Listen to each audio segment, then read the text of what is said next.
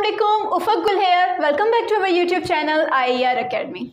Today our topic is preparation and delivery of lecture. तो अब हम डिस्कस करने जा रहे हैं कि एक जो टीचर है वो जो है अपना लेक्चर कैसे तैयार कर सकता है या वो एक अच्छा लेक्चर कैसे बना सकता है और इसको कैसे डिलीवर कर सकता है। तो हमारे पास कुछ मेन पॉइंट्स हैं जिससे टीचर जो है अपनी लेक्चर की जो प्रिपरेशन है वो अच्छे तरीके से कर सकते हैं। तो टॉपिक की तरफ जाने से पहले अगर आपने अभी तक हमारा चैनल सब्सक्राइब नहीं किया तो अभी जाएँ और हमारे चैनल को सब्सक्राइब करें ताकि आने वाली हर वीडियो का नोटिफिकेशन आप तक पहुँच सके। आज का जो हमारा टॉपिक है वो है preparation and delivery of lecture. तो टीचर जो है वो एक लेक्चर को कैसे तैयार कर सकता है और कैसे डिलीवर कर सकता है।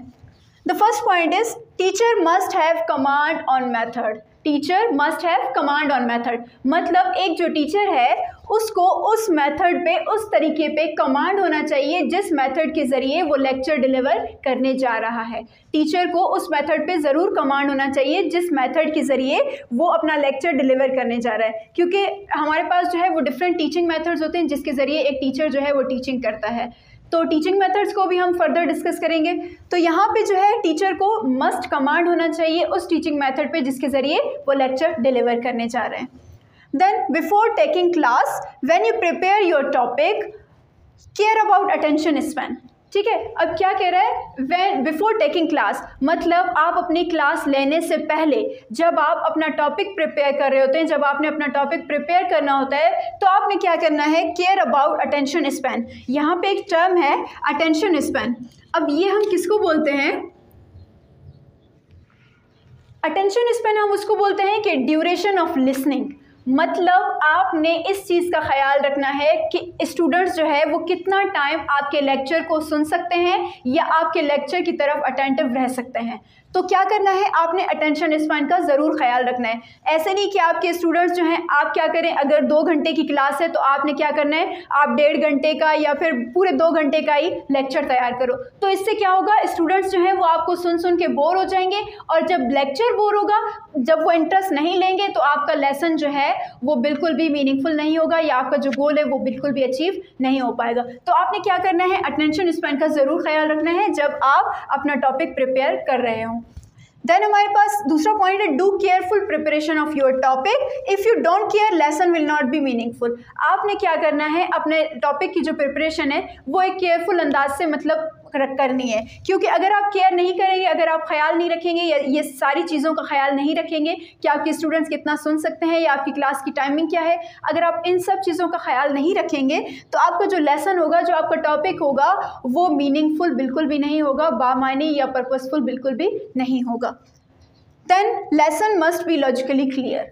अब आप जो टॉपिक देने जा रहे हैं, जो टॉपिक डिलीवर करने जा रहे हैं वो आपको ज़रूर क्लियर होना चाहिए, लॉजिकली आपको ज़रूर क्लियर होना चाहिए। जितने भी उसके फैक्ट्स एंड फिगर्स हैं वो आपको क्लियर होने चाहिए, क्योंकि अगर आपने टॉपिक तैयार किया है, कल आप डिलीवर कर रहे हैं, लेकिन अगर कोई स्टूडेंट आपसे क्वेश्चन कर रहा है, आपको उस क्वेश्चन का आंसर नहीं आ रहा तो स्टूडेंट यही समझेगा कि आपका जो टॉपिक है वो आपको लॉजिकली क्लियर नहीं है। तो आपने क्या करना है, अपने टॉपिक को लॉजिकली क्लियर करना है ठीक तरह से। जब आपको क्लियर होगा तो आप स्टूडेंट्स को भी वैसे ही समझा पाएंगे। Then must focus on main topic, firstly cover main areas.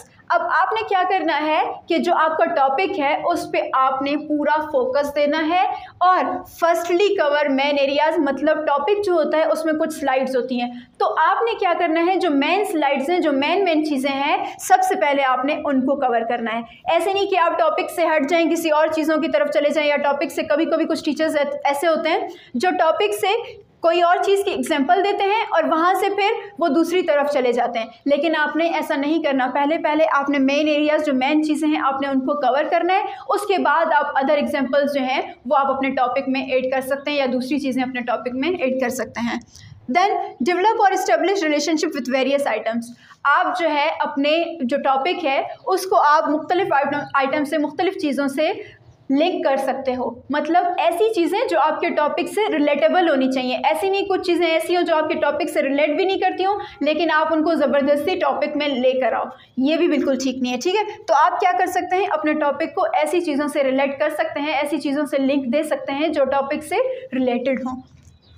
Then last point is carefully organise the content. आपको जो आपका कंटेंट है, जो आप टॉपिक तैयार कर रहे हैं, उसको क्या करना है, केयरफुली ऑर्गेनाइज करना है, ख़ास तरीके से, या फिर मतलब इन चीज़ों को ध्यान में रख के बनाना है कि स्टूडेंट्स आपको कितने टाइम तक सुन सकते हैं, और उनके इंडिविजुअल डिफरेंसेस को देख के बनाना है, और जितनी भी चीज़ें हैं उनको देख के आपने एक टॉपिक, एक कंटेंट तैयार करना है।